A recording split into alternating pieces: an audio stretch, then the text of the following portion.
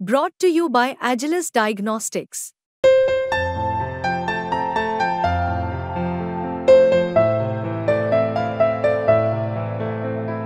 Agilus Diagnostics.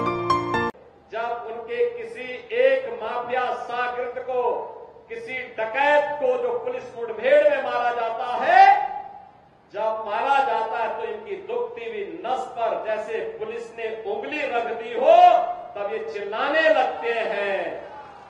आप मुझे बताओ, जो डकैत पुलिस मुठभेड़ में मारा गया, अगर वह डकैत जैसे हथियारों का प्रदर्शन करते हुए डकैती डाल रहा है, वहां ग्राहक भी बैठे हैं, ग्राहकों को खड़ा करके एक तरफ करके अगर गोली मार देता तो क्या उनकी जान को ये समाजवादी पार्टी वापस कर पाती क्या? और वो किसी भी जाति के हो सकते थे। ग्राहक वो यादव भी हो सकता था, दलित भी हो सकता था, किसी भी जाति का हो सकता था, क्योंकि किसी को बेटी की शादी करनी होती है, किसी को कोई विदाई में कोई जेवर देना होता है। जेवर की परंपरा हमारे इतिहास का एक महत्वपूर्ण कार्यक्रम हिस्सा है, मांगलिक और एक शुभ कर्म का हिस्सा माना जाता है।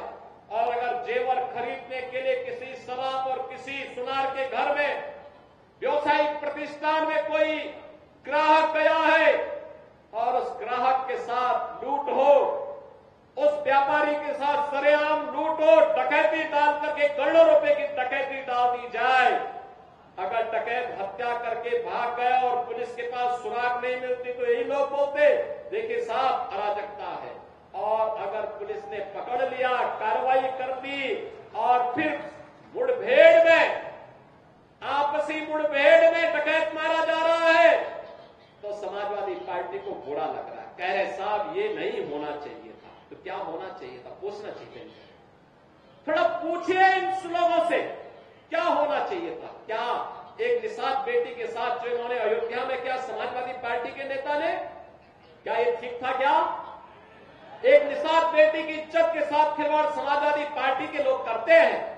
हमारा मंत्री डॉक्टर संजय निषाद वहां जाकर के उस बेटी की हालत देख करके रो पड़ा था और कह रहा था ये है निषादों के साथ समाजवादी पार्टी का कृत्य।